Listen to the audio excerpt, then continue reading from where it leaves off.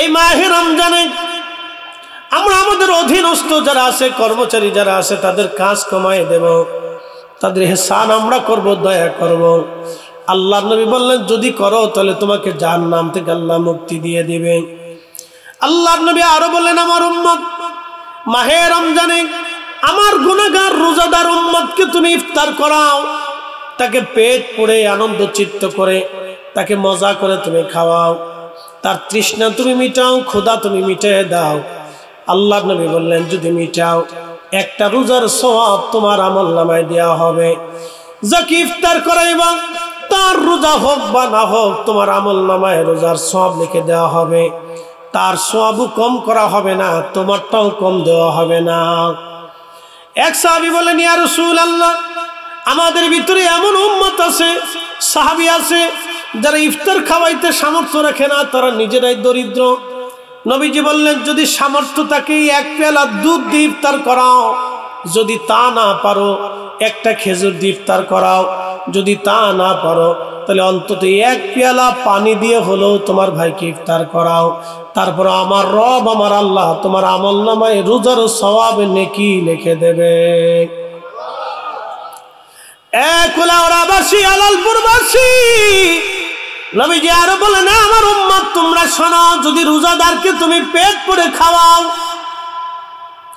যদি আমার রোজাদার উম্মতকে তুমি পেট পুড়ে খাওয়াও এবং তার তৃষ্ণা নিবারণ করো, তারে পরিতুষ্ট করো, তার হৃদয়কে শান্ত করো খাবার দিয়ে, তাহলে তুমি শুনে রাখো আমার উম্মত কিয়ামতের ময়দানে আমি নবী তোমাকে ডেকে ডেকে নিয়ে হাউজে কাউসারের পানি পান করাই দিব, যেই পানি একবার পান করলে জান্নাতে যাওয়ার আগ পর্যন্ত তৃষ্ণার কথা মনে থাকবে না। প্রিয় উপস্থিতি হাজিরিন খুবই মনোযোগের সাথে শুনবেন, দয়া করলে দয়া পাওয়া যায়। সহিহ বুখারী থেকে আমি আপনাদেরকে আরেকটা হাদিস শরীফ শোনাই।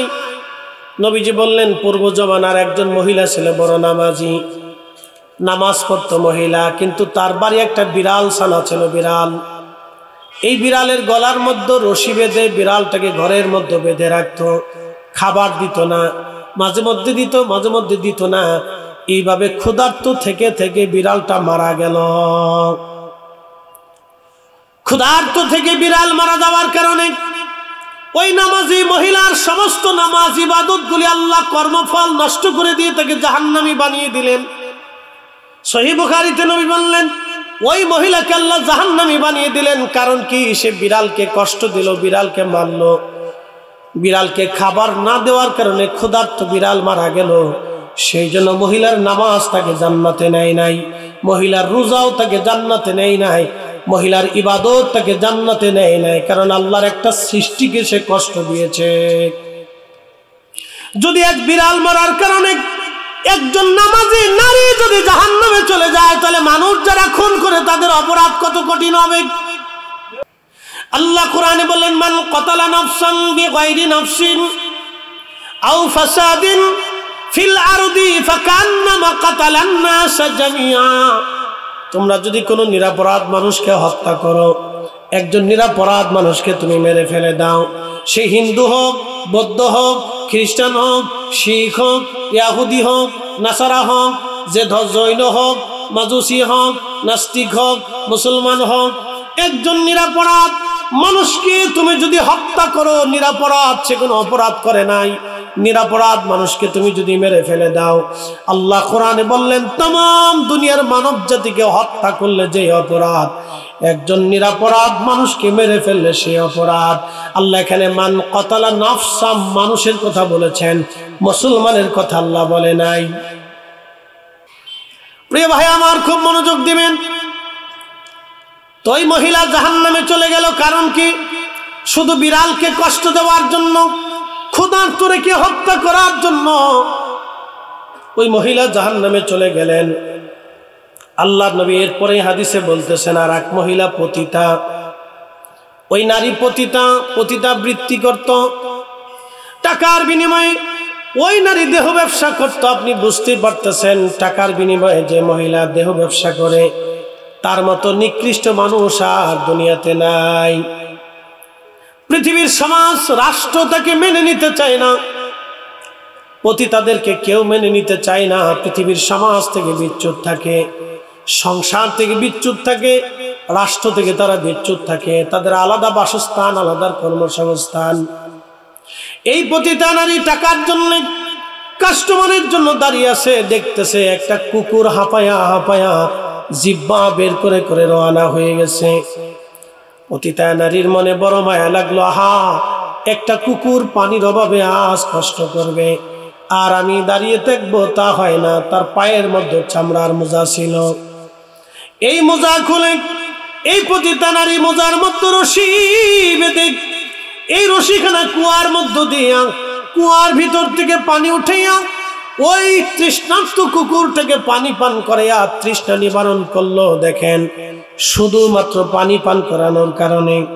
আল্লাহর হাবিব বলেন, আমার উম্মত শোনো, একটা কুকুরকে, তৃষ্ণার্ত প্রাণী একটা কুকুর, যার ভিতরেও নাপাক বাইরেও নাপাক, একটা কুকুরকে পানি পান করানোর জন্য যদি একটা পতিতা নারীর জীবনের সমস্ত গুনাহকে আল্লাহ মাফ করে দিয়ে আমার রব, আমার আল্লাহ তার জান্নাতি বানিয়ে দিলেন। সুবহানাল্লাহ বলা যাবেন, আল্লাহু আকবার। তার মানে দয়ার বিনিময়ে দয়া। আপনাদেরকে ব্যাখ্যা করে শোনাই, আল্লাহর কোনো দাড়ি নাই, নবীর দাড়ি আছে, এই জন্য দাড়ি রাখি। আল্লাহর কোনো পাগড়ি নাই, নবী পাগড়ি দিয়েছে, এই জন্য পাগড়ি দেই। আল্লাহর কোনো টুপি নাই, নবী টুপি দিয়েছেন, এই জন্য আমরা টুপি মাথায় দেই। আল্লাহ ডান হাতে খাবার খায় না, নবীজি খেয়েছেন, আমরা খাই। আল্লাহ মেসাক করে না, নবী করেছেন, এই জন্য আমরা মেসাক করি। আল্লাহ দস্তরখানা বিছায় না, এই জন্য নবী করেছেন, বিধায় আমরা করি। আল্লাহ নিজ হাতে গরিব মানুষকে খাদ্য খাওয়ায় না, আল্লাহর নিজ হাতে আল্লাহ গরিবদের খাদ্য খাওয়ায় না, আল্লাহ দেয়, আল্লাহ দেয়। আল্লাহ সবকিছুর মালিক, কিন্তু নবীজি নিজ হাতে গরিবদেরকে খাদ্য খাওয়াইছেন, এই জন্য আমরা নিজ হাতে গরিবদেরকে খাদ্য খাওয়াই। খুব মনোযোগ দিবেন। আমার রব, আমার আল্লাহ আমার রসুলের ইত্তেবা করতে বললেন, কারণ কি? নবীজি মেসাক করেছেন, আমরা করি। নবীজি ডান হাতে খাবার খেয়েছেন, আমরা খাই। নবীজি ঢিলা কুলুপ ব্যবহার করেছেন, আল্লাহ ঢিলা কুলুপ ব্যবহার করেন না। আল্লাহর নবী ঢিলা কুলুপ ব্যবহার করেছেন, বিদায় আমরা করি। নবীজি শৌচ কার্য করছেন, আল্লাহ করেন না, এই জন্য আমরা করি। আল্লাহর নবী বিয়ে করেছেন, নবীজি আল্লাহর কোনো বিয়ে থা নাই, এই জন্য আমরা বিয়ে করি।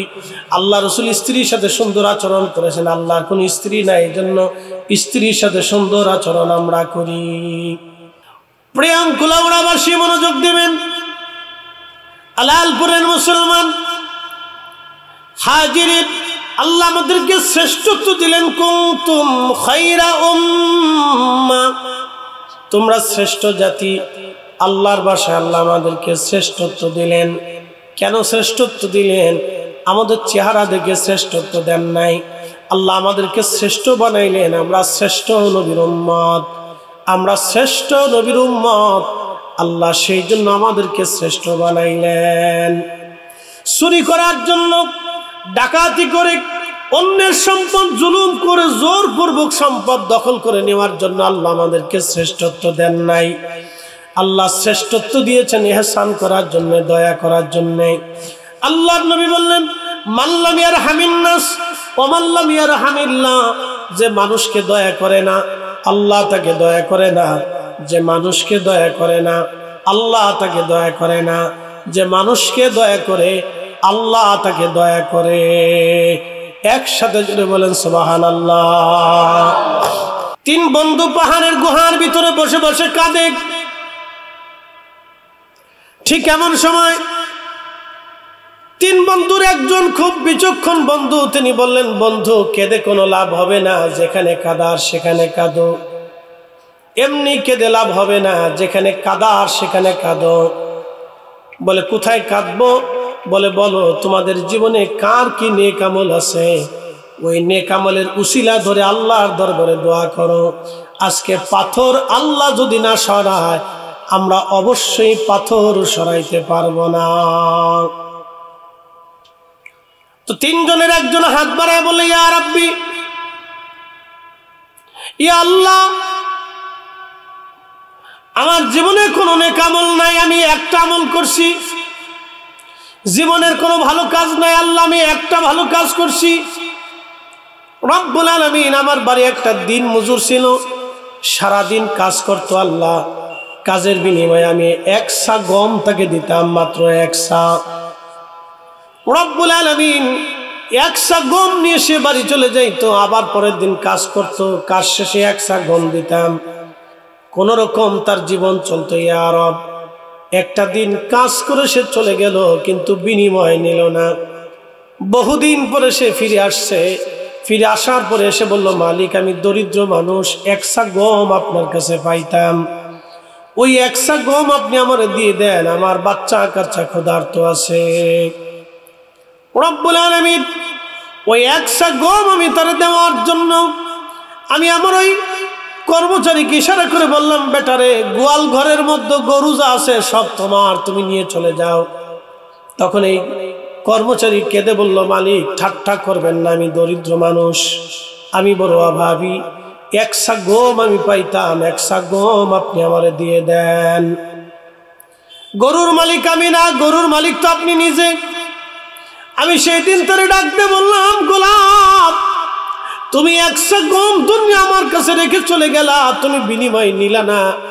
ওই গম আমি বাজারে বপন করলাম, ওই গম আমি জমিনে বপন করলাম, গম থেকে আরো গম হইলো, ওই গমগুলি আমি কেটে বাজারে বিক্রি করলাম। একটা গাভী ক্রয় করেছিলাম, সেই গাভী থেকে অনেক বাচ্চা হয়েছে, গরু যা হয়েছে এই গরুর মালিক আমি না, গরুর মালিক তুমি। তোমার গরু নিয়ে তুমি চলে যাও। একসাথে বলবেন আল্লাহু আকবার। প্রিয় উপস্থিতি আমার হাজিরিন, খুব মনোযোগের সাথে কথাগুলি শুনে যাবেন। আজ এগুলি আমাদের বুঝের বিষয়, মানার বিষয়, দায়িত্ব আমাদের। আপনার জিন্দেগি আপনার, কবর আপনার, হাসর আপনার। কারো ফতোয়ায় আপনার কবর নষ্ট হবে না, কারো ফতোয়ায় আপনার হাসর নষ্ট হবে না। আপনার আখিরাতের সদায় আপনাকে নিয়ে যেতে হবে, যে আপনার মেহশরের সদায় আপনাকে নিয়ে যেতে হবে। আল্লাহ আমাদেরকে শ্রেষ্ঠত্ব দিলেন, কুনতুম খায়রা উম্মাহ, খায়রা উম্মাহ করলেন, সর্বশ্রেষ্ঠ জাতি বানাইলেন, কারণ এই উম্মতের দয়া বেশি, উম্মত দয়া করবে। আল্লাহর বান্দা বললেন, ও রব আমি জীবনে কোনো ভালো কাজ করি নাই, একটা ভালো কাজ আমি করেছি আল্লাহ। ভালো কাজটা হলো আল্লাহ আমার এই দিন মজুর, সারাদিন পরিশ্রম করে 1 সা গম, আল্লাহ গমের বিনিময়ে তারে গরু দিয়ে দিলাম। আমার দিন মজুর খুশি মনে গরুগুলি নিয়ে চলে গেল। আল্লাহ আমলটা যদি তোমার পছন্দ হয়, আল্লাহর নবী সহিহ বুখারীর কিতাবুল আম্বিয়ার মধ্যে নবীজি বলতেছেন, তখন গুহার মধ্যে পড়ে, পাহাড়ের গুহার ভিতরে পড়ে আল্লাহর বান্দা কাঁদে, বলে আল্লাহ আমলটা যদি তোমার কাছে পছন্দ হয়, এই ইহসান দয়াটা যদি তোমার কাছে ভালো লাগে আল্লাহ, তাহলে আজকে তুমি আমার দয়া করো। পাথর গুহা আটকাই দিয়েছে, সরানোর ক্ষমতা নাই, আল্লাহ তুমি আমাদের গুহা থেকে পাথর সরাইয়া দাও। আল্লাহর নবী বললেন, সাথে সাথে টাস করে পাথরের এক অংশ গুহার সামনে থেকে সরে গেল। একবার জোরে বলা যাবে কি সুবহানাল্লাহ। রমজানে ইফতারির আগে দোয়া হয়, একসাথে বলবেন আল্লাহু আকবার। কি হয়? দোয়া হয়। ইফতারির পূর্ব সময় যে দোয়া হয়, এই দোয়া কবুল হয়ে যায়। এই দোয়া কি হয়ে যায়? কবুল হয়, কবুল হয়। ইফতারির পূর্ব মুহূর্তের দোয়াটা মঞ্জুর হয়, মঞ্জুর হয়। এই জন্য ইফতারির সময় আমাদের দেশের আগের রেওয়াজ খুব ভালো ছিল, এই গ্রাম ওই পাড়া সেই পাড়া, ওই বাড়ি সেই বাড়ি ইফতার মাহফিল হইতো। কথা ঠিক আছে না? একটা রেওয়াজ ছিল, মিলাদ হইতো, বাড়ি বাড়ি ইফতার হইতো, মিলাদ হইতো, দোয়া হইতো। বেদাতের এমন চাপ পড়ছে, এই চাপের ডরে বহু মুসলমান ভয়ে এখন চিন্তা করে দৌড় পাইছে গেছি। কথা ঠিক আছে না ভাই? অনলাইনে অফলাইনে এত বেদাতের চাপ, কত শায়েখ যে বেদাতের মার্কা মেরে দিছে, এই বেদাতের মার্কায় মুসলমান এটা ভুলে গেছে। কি কথা ঠিক আছে না ভাই? মুসলমানের কপাল মন্দ হয়ে গেছে, এত বেদাতের চাপে পড়িয়া মুসলমান খুব কষ্টের মধ্যে আছে, যে এত চাপের মধ্যে পড়ে আমরা কেমনে দাঁড়াই থাকবো। মানে এত বেদাতের চাপ দিছে যে চাপের চোটে মুসলমান দাঁড়াইতে পারতেছে না। তো যারা বা 2-1 বাবা মার স্মরণে দোয়া খায়ের করতো, ইফতার মাহফিল দিত, গরিব মানুষের উপকার হইতো, পাড়া প্রতিবেশীর সাথে সুসম্পর্ক রাখতো। আজকে দেখেন রাস্তাঘাটে চুরি ডাকাতি হলে এক চোরে ধরে, একজনটা ধরলে 10 জন সামনে দিয়ে পাশ দিয়ে হাইটে চলে যায়, কিন্তু কেউ ছাড়ায় না, সাহায্য করে না। কথা ঠিক আছে না ভাই? তার মানে কি? সহমর্মিতা নষ্ট হয়ে গেছে। সহমর্মিতা নষ্ট হয়ে গেছে, গ্রামে গ্রামে মানুষের মহব্বত কমে গেছে, প্রতিবেশীর সাথে প্রতিবেশীর মহব্বত কমে গেছে। মহব্বত বাড়বে কি করে? আল্লাহ নবী 1450 বছর আগে শিখাই দিয়ে গেছে, উম্মত মহব্বত যদি বাড়াইতে হয় তাহলে দুইটা কাজ করো। এক নম্বরে তোমরা মানুষকে খাওয়াও, প্রতিবেশীরে খাওয়াও, গরিবদেরকে খাওয়াও, আত্মীয় স্বজন খাওয়াও, নিজের একসাথে খাইতে বসো, পরিবারের সবাই খাইতে বসো, চাচা ভাতিজা একসাথে খাও, একজনকে খাওয়াও, ভাতিজা চাচারে খাওয়াও, চাচা ভাতিজারে খাওয়াও, চাচতু ভাই চাচতু ভাইরে খাওয়াও, মামুতু ভাই মামুতু ভাইরে খাওয়াও, আত্মীয় স্বজন খাওয়াও, প্রতিবেশীর মানুষকে খাওয়াও। খাওয়াইলে মহব্বত বাড়ে, খাওয়াইলে মহব্বত বাড়ে। আমাদের দেশে মিলাদের দাওয়াত দিয়া মানুষকে দাওয়াত করে মানুষকে খাওয়ায়, বেদাতের ফতোয়ার সাফে মুসলমান হারাই ফেলছে। কি কথা বলেন, জোরে বলেন। বেদাতের ডরে মুসলমান হারিয়ে ফেলছে, মহব্বত তো হারিয়ে যাচ্ছে। এই জন্য একজনের বাড়ি আগুন লাগলে নিবাইতে যায়, একটু পরে যায়, চিন্তা ভাবনা করে যায়। দয়ার বিনিময়ে, একসাথে বলেন, দয়ার বিনিময়ে দয়া, এহসানের বিনিময়ে এহসান। প্রতিটা নারী কুকুরকে পানি পান করে বেহেশত চলে। তো প্রতিটা নারী যদি কুকুরকে পানি পান করে বেহেশত যাইতে পারে, তাহলে আমরা রোজাদারকে পেট ভরে খাওয়াইয়া, গরিব রোজাদার উম্মতের বাড়ি খাবার পাঠাইয়া আমরা কি জান্নাতের আশা করতে পারি না? কি কথা বলেন, পারি না আমরা? হ্যাঁ, আমরা পারি। এই কাজই তো আমাদের করার দরকার, যেটা আসল করার দরকার, এটাই আমাদের করার দরকার।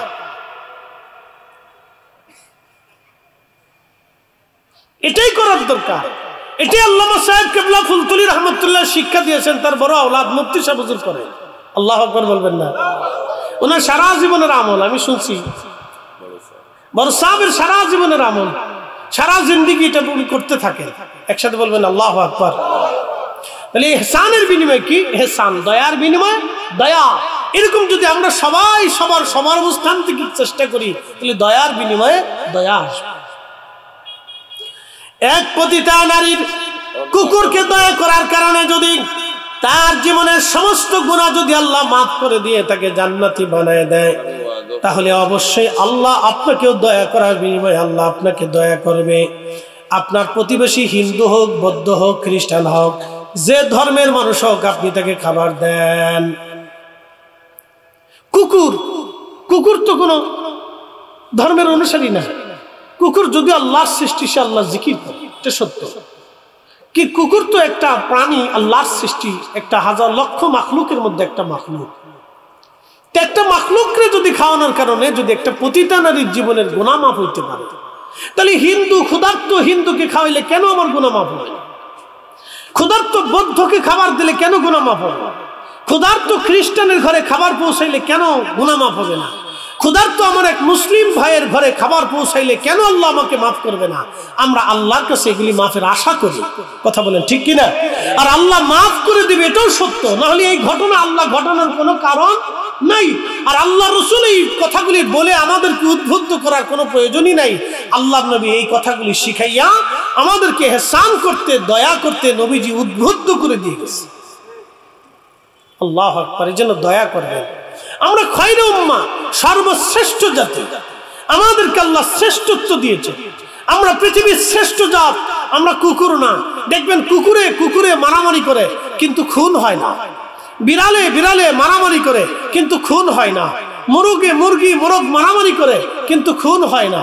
আপনি দেখবেন সাপে মারামারি করে খুন হয় না।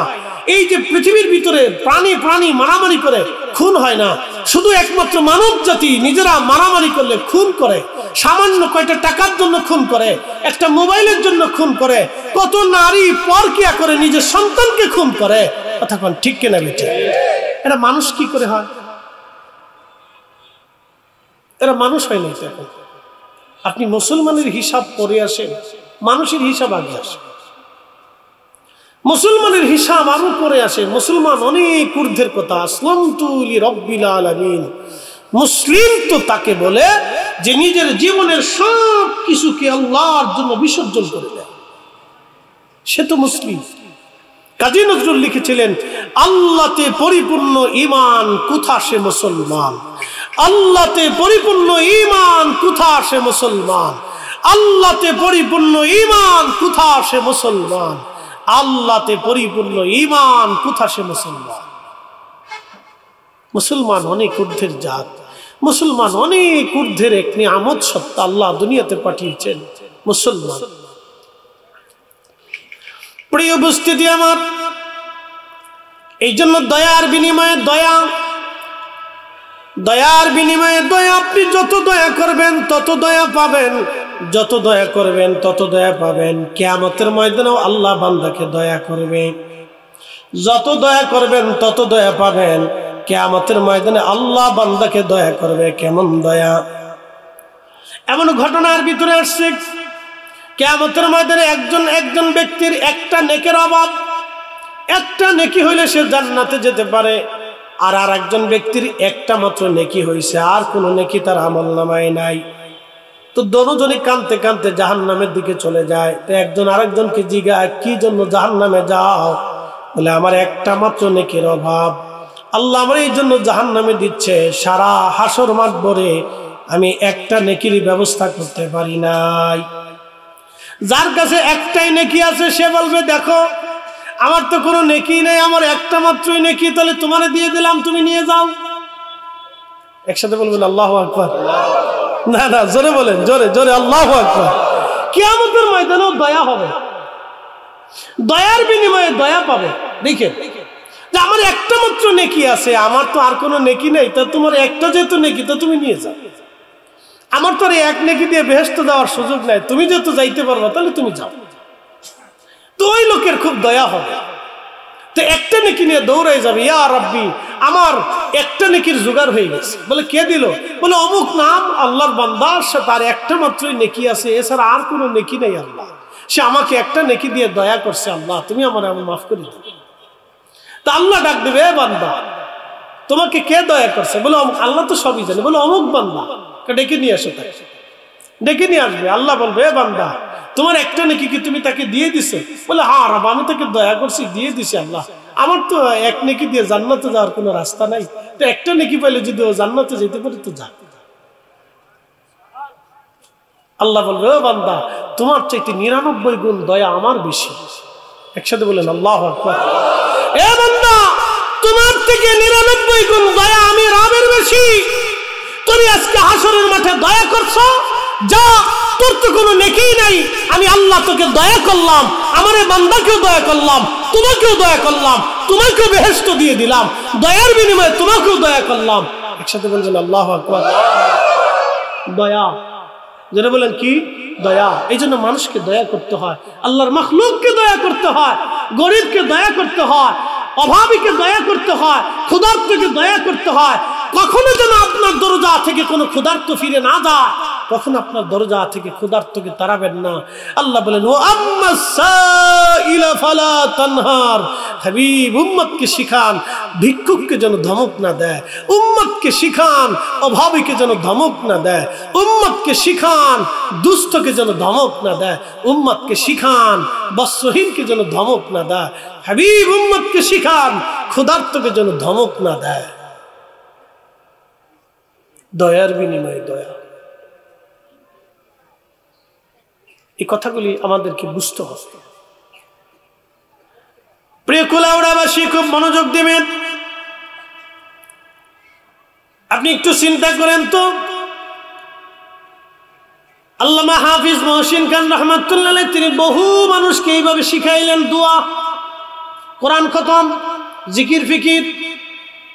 আজকে আমরাও আল্লাহ আমাদের অন্তরে কি দিয়ে দিল? দোয়া দিয়ে দিল। লক্ষ লক্ষ মানুষের ভিতরে সাহেব কেবলা দোয়া শিক্ষা দিলেন। আজকে কি হলো? সিলেটের রন্দে রন্দে লক্ষ লক্ষ হাত, কোটি কোটি হাত ওনার জন্য আল্লাহর দরবারে উত্তোলিত হয় না? আসতে বলেন না, জোরে বলেন। সিলেটে তো বহু রাজনীতিবিদ আছে, তাদের জন্য কি এরকম দোয়া হয়? আরো তো অনেক লক্ষ লক্ষ আলেম আছে, তাদের জন্য এরকম দোয়া হয়, কিন্তু ওনার জন্য 360 জনের জন্য হয়। কথা ঠিক আছে না ভাই? আচ্ছা, 360 জনের এই বংশধর কি আমাদের ভিতরে আছে? তাদের লিখিত কোনো কিতাব আছে? কিচ্ছু নেই, কিন্তু 360 জনের কথা আমাদের হৃদয়ে আল্লাহ বদ্ধ করে দিচ্ছে। একসাথে বলবেন আল্লাহু আকবার। এদেশের কোটি কোটি আলেমরা যদি তাদের বিরুদ্ধে ফতোয়া দেয়, তো মানুষ আলেম ছাড়িয়ে দেবে, কিন্তু তাদেরকে ছাড়বে না। যারা বলেন হাত উঁচু করে বলেন, ঠিক কিনা? মানুষ তাদেরকে বয়কট করবে, কিন্তু ওলিদেরকে বয়কট করবে না। কথা বলে ঠিক কিনা?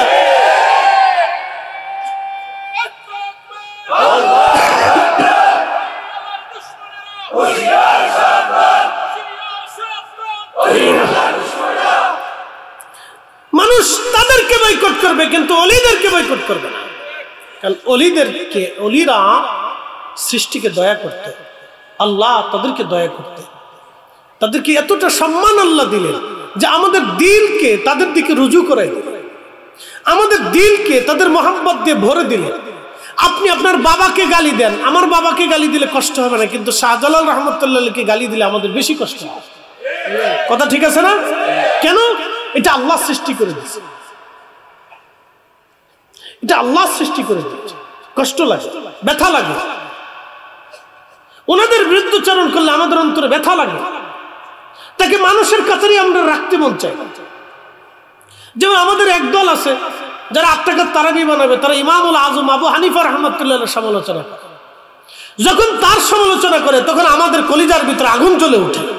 কথা বল ঠিক কিনা? তো ইমামের প্রতি মোহাম্মত কে সৃষ্টি করে দিয়েছে? আল্লাহ সৃষ্টি করে দিয়েছে। কেন? ওনারা ইহসান করতেন, দয়া করতেন, ওনারা দয়া করতেন, ইহসান করতেন, দয়া করতেন। তো প্রিয় উপস্থিতি, দয়ার বিনিময়ে দয়া, কিয়ামতের ময়দানে আল্লাহ দয়া করবে। আল্লাহ দুনিয়াতে আপনি দয়া করছেন, কিয়ামতের ময়দানে এই দয়াগুলি আল্লাহ আপনাকে নিয়ে বলবে, বান্দা তুই অপরাধ করছিস, বলে হ্যাঁ রব ভুল হয়ে গেছে, আল্লাহ আমি অপরাধ করে ফেলছি, আল্লাহ আল্লাহ আমি অন্যায় করে ফেলছি, আল্লাহ আল্লাহ আমি নামাজ ছেড়ে দিয়েছি, আল্লাহ আল্লাহ আমি রোজা ছেড়ে দিয়েছি। আল্লাহ তখন বলবো, বান্দা তুমি ওই বান্দারে দয়া করছিলে, তুমি ওই মাখলুকরে দয়া করছিলে, ও বান্দা তুমি ওই আমার ওই বান্দারে দয়া করছিলে, যাও তুমি যে দয়া করছিলে আমি আল্লাহ তোমার থেকে 99 গুণ দয়া বেশি, আমি আল্লাহ দয়ার কারণে তোমার মাফ করে দিলাম। এই জন্য দয়ার বিনিময়ে দয়া, দয়ার বিনিময়ে দয়া, এই কথাগুলো আমরা ভুলেই গেছি। এই জন্য প্রতিবেশী আত্মীয় স্বজন যারা আছে তাদের খোঁজ খবর নেবেন, তাদের খোঁজ খবর নেবেন, তারা ভালো খাইলো কিনা, পড়লো কিনা নিবেন। বাড়িতে ভালো খাবার রান্না হলে তাদেরকে এনে খাওয়াবে। আল্লাহ কবুল করুক, সকলে বলে না আমিন। প্রিয় উপস্থিতি, চেয়ারম্যান সাহেব খুব মায়ার মানুষ, ওনার সম্মানে আমার আজ প্রোগ্রাম হচ্ছে এই শেরপুর, 9টায় ওখানে টাইম। তো চেয়ারম্যান সাহেবকে বললাম যে ভাইজান আমার তো সময়ের স্বল্পতা, শুধু আপনার সম্মানে মাগরিবের পরে একটু সময় দেওয়া যাবে। উনি বললেন ঠিক আছে আসেন, আলহামদুলিল্লাহ। তো যাই হোক, আল্লাহ কবুল করুক। আমাদের হাফিজ সাহেব হুজুরকে যেন আল্লাহ তার আখিরাতের মর্যাদাকে বুলন্দ করে দেয়। ওনাদের মতো মানুষ ছিল বিধায় আমরা কিছু আলেম পাইছি। কথা ঠিক আছে না ভাই?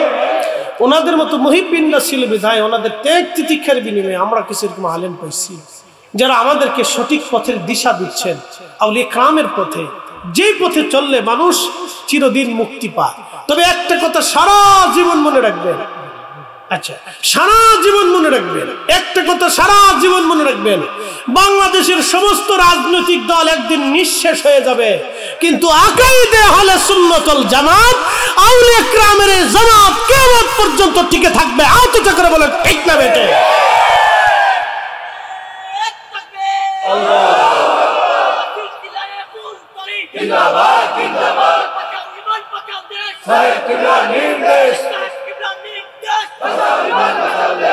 আবার বলি, বাংলাদেশ থেকে একদিন সমস্ত রাজনৈতিক দল নিশ্চিহ্ন হয়ে যাবে, কিন্তু আউলিয়া কেরামের সিলসিলা কিয়ামত পর্যন্ত থাকবে। বিশ্বাস হয়নি আপনাদের? জোরে বলেন হয়নি? আবার জোরে বলেন হয়নি? রাজনীতি কে কোনটা করবেন সেটা আপনার বিষয়, কিন্তু সিলসিলা এটা আমাদের প্রাণের দাবি, আহলে সুন্নাত ওয়াল জামাত এটা আমাদের ঈমানের দাবি। কথা বলেন ঠিক না বেটা? এই জামাত থেকে কখনো বিচ্যুত হবে না, সাবধান। আপনাদেরকে বলে দিয়ে যাচ্ছি, কে কোন রাজনীতি করে সেটা আপনার ফাংশন, কিন্তু এই জামাত কিয়ামত পর্যন্ত টিকে থাকবে। এটা আমাদের বাক্য না, এটা আল্লাহর ওয়াদা। একসাথে বলেন কার ওয়াদা? আল্লাহর ওয়াদা। যদি বিশ্বাস না করেন তো ইমাম সুয়ুতী রাহিমাহুল্লাহর আল হাবিল ফালাল মুজাল্লাদুস সানি পড়ে দেখবেন। এই বিষয়ের উপর একটা রাসালাই লেখা আছে, কিতাবই লেখা আছে, যে পৃথিবীতে প্রত্যেক যুগে যুগে প্রত্যেক সময়ে 40 জন আব্দাল থাকে, ওলি থাকে, জায়গায় জায়গায় কুতুব থাকে, শহর শহর ওলি থাকে, দেশে দেশে মুজাদ্দিদ থাকে। আল্লাহ প্রত্যেক 100 বছরে দ্বীনকে সংস্কারের জন্য মুজাদ্দিদ প্রেরণ করেন। আল্লাহ তার বড় বড় ওলিদেরকে তৈরি করেন, কিয়ামত পর্যন্ত তাদের এই সিলসিলা পৃথিবীতে জিন্দা থাকবে। একসাথে বলুন আল্লাহু আকবার, আল্লাহু আকবার। এই কথা সারা জীবন মনে রাখবেন। ওয়ালতাকুম মিনকুম উম্মাতুন ইয়াদউনা ইলাল খায়র, কিয়ামত পর্যন্ত এটা প্রবাহিতভাবে চলমান থাকবে। কিন্তু রাজনৈতিক দল একদিন না একদিন নিঃশেষ হয়ে যাবে, হারিয়ে যাবে, খুঁজেও পাওয়া যাবে না। কিন্তু সিলসিলার ভিতরে তামামকে মজবুত করে ধরে রাখেন। কিয়ামত পর্যন্ত সিলসিলার ভিতরে দোয়া চলবে, ইসালে সওয়াব চলবে, দোয়া চলবে, কোরআনখানি চলবে, মাহফিল চলবে, আর মরহুমাদের জন্য দোয়া চলতে থাকবে। আজকে শুধু হাফেজ সাহেব হুজুরের জন্য দোয়া হবে না, আজকে সবার জন্য দোয়া হবে। কথা ঠিক আছে না ভাই? আজকে সবার জন্য দোয়া হবে। এই জন্য কিছু বিষয় বুঝে নিতে হয়, মাথা গরম করলেই হয় না। কিছু বিষয় বুঝে নিতে হয়, মানে যে এটাই হক, এটাই বাতিল, এটাই হক, এটাই। আপনি হক থেকে বাতিলে চলে যাচ্ছেন, আপনি তো নিজেও জানেন যে আপনি হক থেকে বিচ্যুত হয়ে যাচ্ছেন। আপনি নিজেও জানেন না যেটা 1400 বছর ধরে চলে আসছে আপনি সেটার থেকে আলাদা হয়ে যাচ্ছেন। আপনি নিজেও জানেন যে আপনি 1400 বছর ধরে আসা দিনকে ধ্বংস করার জন্য আপনি চেষ্টা করতেছেন। কেন? কারণটা কি? আপনি হাজার চেষ্টা করবেন, কোটি কোটি মানুষ চেষ্টা করবে, হালাকু চেষ্টা করেছে, চেঙ্গিসের মতো মানুষ 2 কোটি মুসলমান হত্যা করেছে, কিন্তু আল্লাহর কালেমা এখনো আছে। কথা ঠিক কিনা? এখনো আছে, চেঙ্গিস নাই।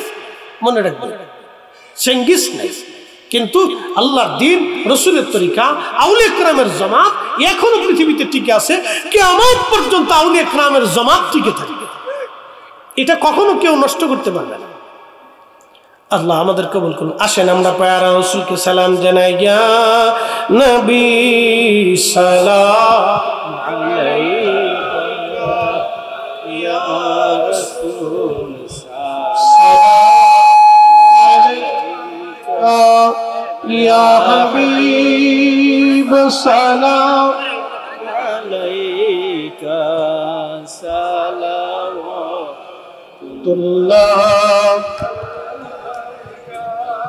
সৈয়দি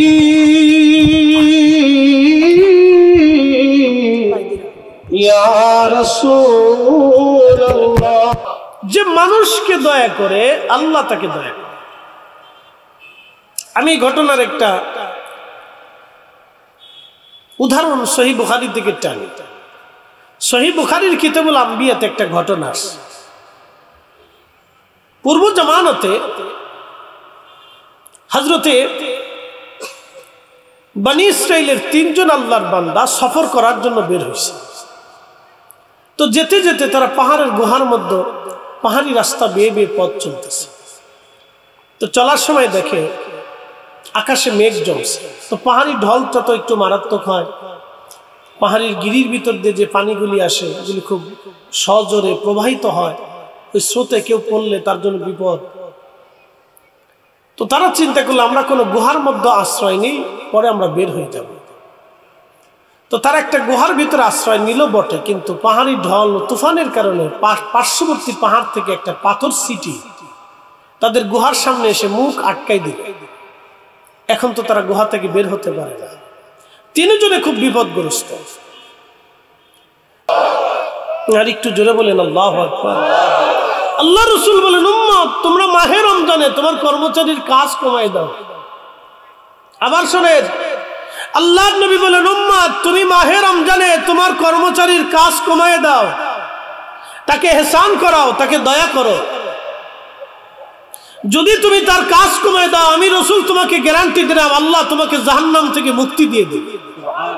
একসাথে হবে না? জোরে বলেন আল্লাহু আকবার। আল্লাহর নবী বলেন, উম্মত তোমার অধীনস্থ, তোমার কর্মচারী, তোমার গোলাম, তোমার কর্মচারী, তোমার অধীনস্থ, তোমার শ্রমিক, তোমার অধীনস্থ যারা আছে, তুমি তার কাজকে হালকা করে দাও, তার কাজকে কমায় দাও, তাকে ইহসান করো, দয়া করো। বিনিময়ে আমি রাসূল তোমাকে ওয়াদা করলাম আল্লাহ তোমাকে জাহান্নাম থেকে বাঁচাই দেবে।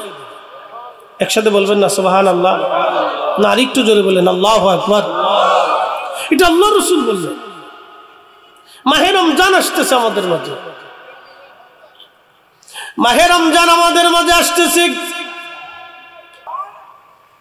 ইহসান বিল ইহসান, দয়ার বিনিময়ে দয়া। একসাথে বলবেন আল্লাহু আকবার। আবার বলি, দয়ার বিনিময়ে দয়া। জোরে বলেন, দয়ার বিনিময়ে দয়া, দয়ার বিনিময়ে দয়া। জীবনে দেখছেন, জীবনে কোন অলির জীবনীতে দেখছেন তারা বদদোয়া করে? কোন অলিরা বদদোয়া করে না। আর যদি কখনো তারা অতিষ্ঠ হয়ে বদদোয়া করেই ফেলে, তাহলে যার বিরুদ্ধে বদদোয়া করে তারা রক্ষা থাকে না। পৃথিবীর কোন বাদশা রাজা তাকে ওই জরিমানা থেকে তারা খালাস দিতে পারে না। কথা ঠিক আছে কিনা? কোন ওলিরা বদদোয়া করে না, সুফিরা কখনো বদদোয়া করে না। সুফিদের কাজ ছিল সবসময় দোয়া করা। এই জন্য সুফিরা দোয়ায় বিশ্বাসী। আর গাইরে সুফি যারা আছে, সুফিয়ত মানে না, তরিকত মানে না, তাসাউফ যারা মানে না, তারা দোয়াও মানে না। কি কথা ঠিক আছে না ভাই? তারা কি মানে না? দোয়া মানে না। তারা নানান মশালা ধরে, পেঁয়াজ ধরে, বেদাতের তরিকা দেয়, বেদাতকে সিল্লা ফাল্লা করে, উম্মতকে ধ্বংস করার বুদ্ধি করেছে।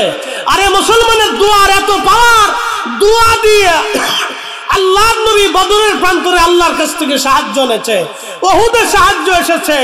দোয়ার কারণে পৃথিবীর বিরুদ্ধে খাজা বাবা আজমিরি সাহায্য এনেছে। দোয়ার কারণে শাহজালাল ইয়ামানি আল্লাহর কাছ থেকে সাহায্য এনেছে। দোয়া ছাড়া সাহায্য আসে না। কথা কোন ঠিক কিনা? আর এই দোয়া থেকে মুসলমানদেরকে ধর্ম সর্বনাশ করে দেওয়ার জন্য একদল ফতোয়া মেরে উঠে পড়ে লাগছে। তাদেরকে আমাদের থেকে বিচ্যুত থাকতে হবে, দূরে থাকতে হবে। কথা বলেন ঠিক না বেঠিক? এই সমস্ত কথা মানা যাবে না, ধ্বংস হয়ে যাবে মুসলমান। যত দিন যাচ্ছে মুসলমান তত ধ্বংসের দিকে চলে যাচ্ছে। মুসলমানের তাসাউফ নাই, ইলমে লাদুন্নি নাই, মুসলমানের দোয়া কবুল হয় না। আজকে যত দিন যাবে তত মুসলমান পথভ্রষ্ট হবে, তত মুসলমান।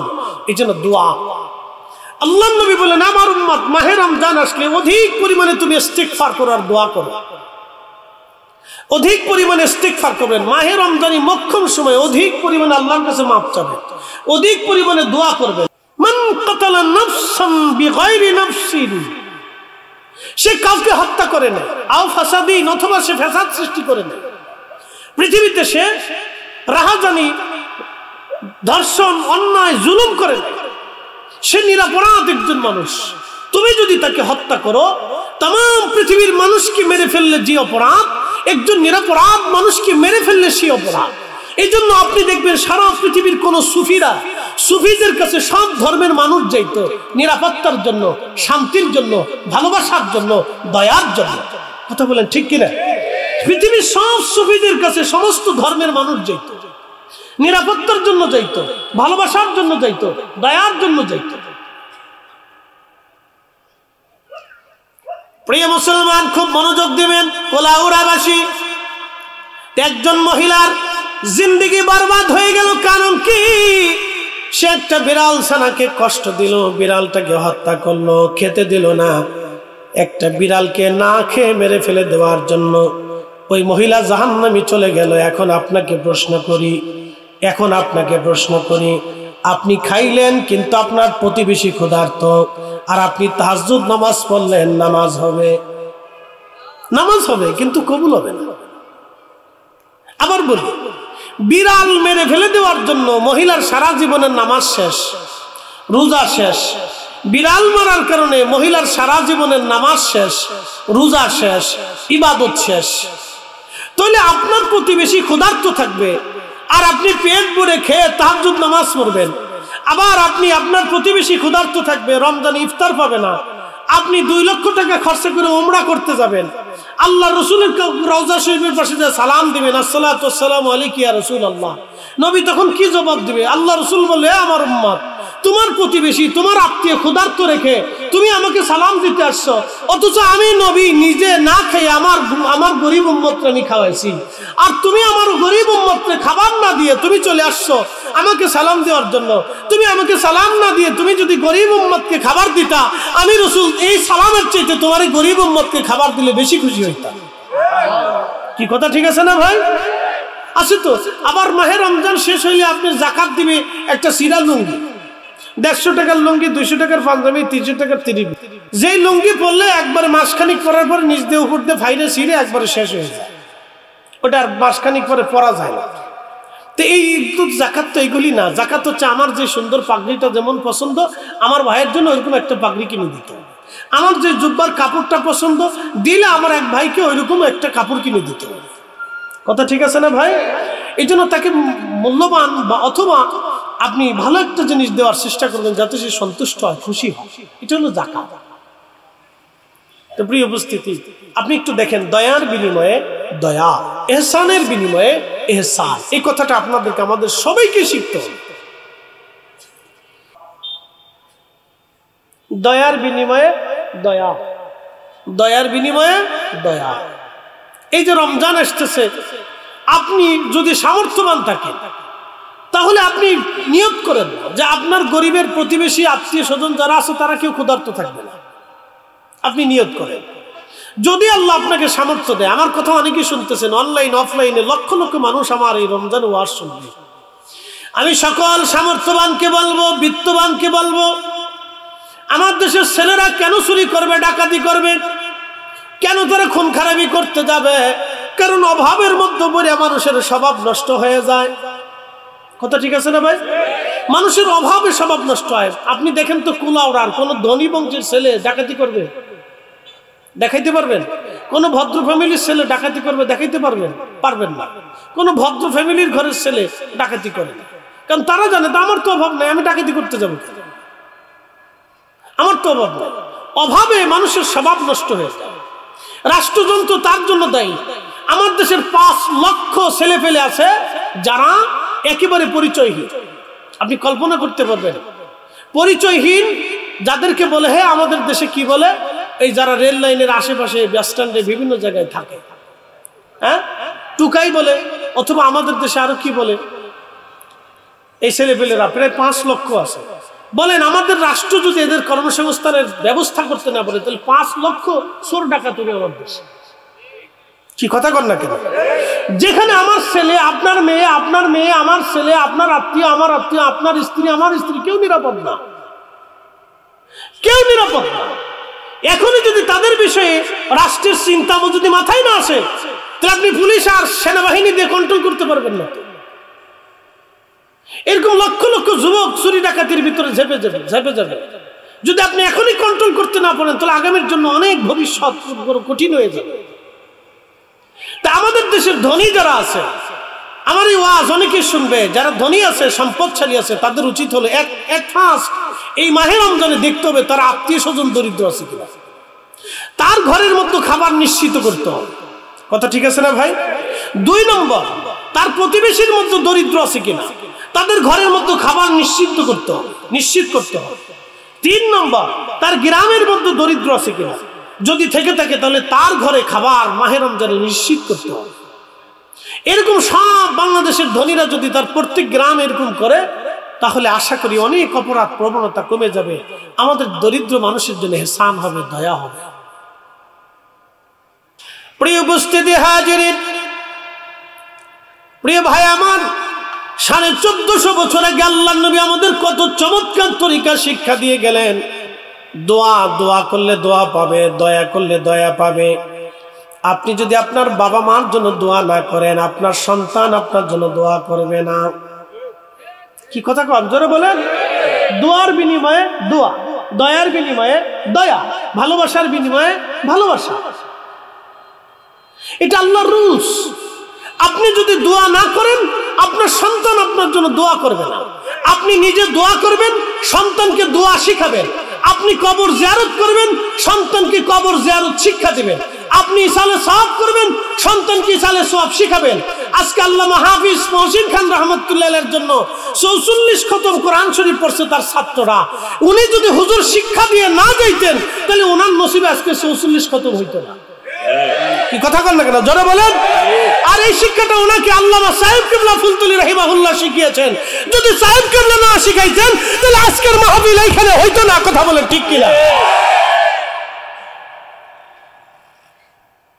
শুধু বেদাতের ফতোয়া দিয়ে মুসলমানদেরকে এমন চাপের মধ্যে ফেলছে যে মুসলমান উঠে দাঁড়াইতে করতে সাহস পেতেছে না, ডর করে মুসলমানের না জানি কোন গুনাহ হয়ে যায়।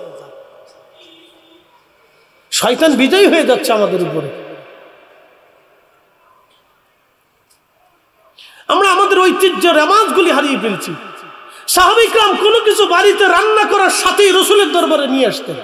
নবী ছাড়া খাইতেন না, নবী যে আহলে সুফার সাহাবী ছাড়া খাইতেন না। কি চমৎকার দিন ব্যবস্থা ছিল, কি সুন্দর জীবন ব্যবস্থা ছিল। হযরতে সাইয়্যিদুনা ইব্রাহিম আলাইহিস সালাম কোনো মেহমান ছাড়া খাবার খাইতেন না। আর আমরা এগুলি দিন দিন ভুলে গেছি। আগে আমরা দেখছি গ্রামে ঈদের নামাজ শেষ করার পরে সবাই একসাথে বসতো, কি ঠিক আছে না?